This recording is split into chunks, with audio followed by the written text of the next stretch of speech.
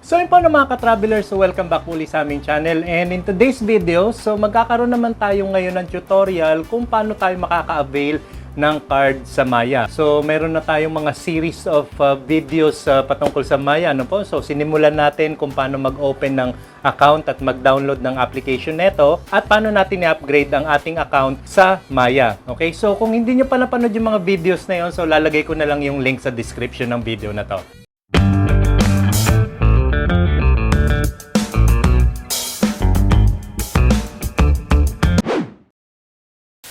So ngayon, alamin naman natin kung paano tayo makaka-order or makaka-avail ng card galing kay Maya. Okay, so hindi lang si GCash ang may card ano po. Siyempre, bilang competitor, si Maya meron ding card. Hindi lang siya yung katulad ng wallet na application na ginagamit natin sa ating mobile phone. So kung gusto nating mag-withdraw ng pera, at least easy access na siya basta meron tayong card. So bago tayo tumungo sa ating tutorial, just want to let you know na pag mag-order tayo ng card kay Maya, meron siyang dalawang klase. Meron siya nung Visa at nung Mastercard. So ano nga ba difference ng dalawa? Actually, na-research ko siya sa internet at ang sabi ni Google, wala naman halos pinagkaiba to. The only difference daw, according to them, is yung kanyang features at yung rewards na ino-offer ng bawat isa. And just a bit of history, yung Visa was founded in 1958 by Bank of America at ang tinawag dati sa Visa is Bank AmeriCard Credit Card Program. And then kalaunan nga, binago na nila ito to Visa. And then on the other hand, yung Mastercard naman is called before as Interbank noong 1967. And then pinalitan nila to the next year, 1968 na Mastercharge. Okay? And then noong 1979, pinalitan na nila to as Mastercard na hanggang ngayon ginagamit pa rin. Meanwhile, okay, so yun po mga ka-traveler. So, nandito na tayo sa ating mobile phone. At syempre, para maumpisa na to, punta na tayo sa ating Maya application. Okay, so open na natin yan. And then, nandito na tayo sa ating dashboard or sa ating homepage. And then, on the upper right corner, nandun yung card. So, click natin yan. And then, from here, so pwede ka makapamili ng card, either Visa or Mastercard. So, na-discuss na natin yung difference nila kanina. So, I'll choose Maya Black Visa. So, 200 pesos lang siya. And meron siya actually 50 pesos na charge for the delivery. Okay? So, click natin yan. And then, yung iba dito, pre-populated na yung information. Yung mga kulang na lang, yun na lang yung ating dadagdagan. Province, sa province, i-type nyo Metro Manila. Then, type nyo kung saang city kayo. And then, yung barangay. And then, yung pinaka-home address ninyo. Yung number, yung street. And then, don't forget the landmark. Kung ano yung pinakamalapit na landmark na magde-describe where your house is. Okay? And then, lagyan nyo na rin ng email address. And then, click continue, confirm. Ayan o, 250 pesos yung amount due.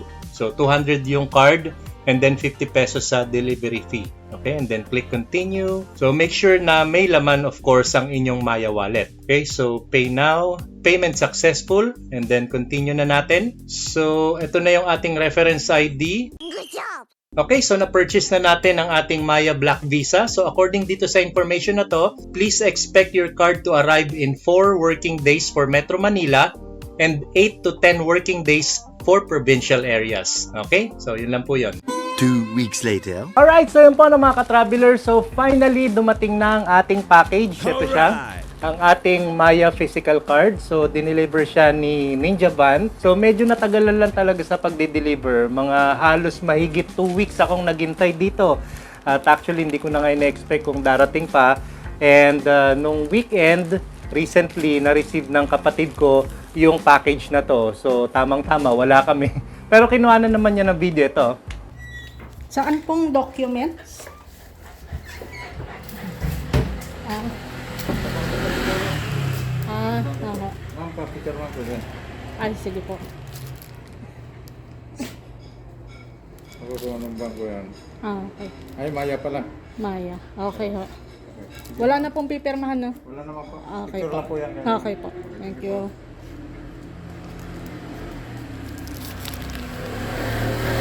Ayan, so nakita nyo na. So ito, dineliver na. So wala naman damage yung kanyang package. Okay, so buksan na natin. Ayan. Tingnan natin kung ano ang itsura ng loob, yung packaging mismo ni Maya. Okay? Let's see. So, shout out kay Kuya Rider ng Ninja Van. Ayan. Okay, salamat sa pag-deliver. Ayan. Oh, so color black.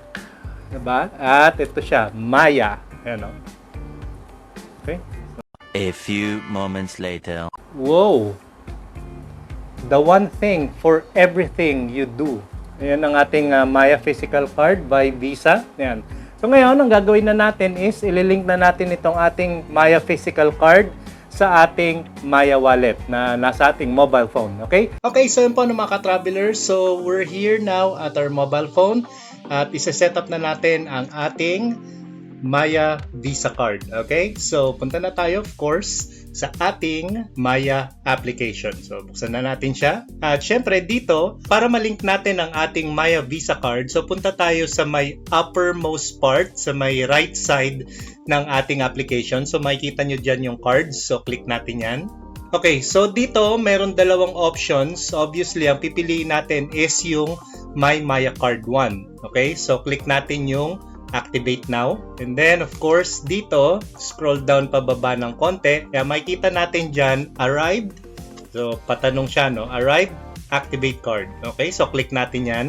Okay, so dito makikita na natin yung card number. Actually, dito sa likod ng Maya Visa card, meron siya ditong mahabang card number. Yan yung i-enter nyo dito sa card number na nakikita nyo sa screen. And then, of course, yung validity. So, makikita nyo naman dyan kung anong month and year yung validity ng card nyo. And then, of course, enter nyo ang inyong CVV, security code. Yun yung tatlong number na makikita nyo rin sa inyong Visa card sa likod neto. Okay? Actually, kung mapapansin nyo, meron siyang example na pinakita dyan mismo sa application na yan, sa nakikita nyo sa screen. So, make sure na tama yung tinatype nyong number.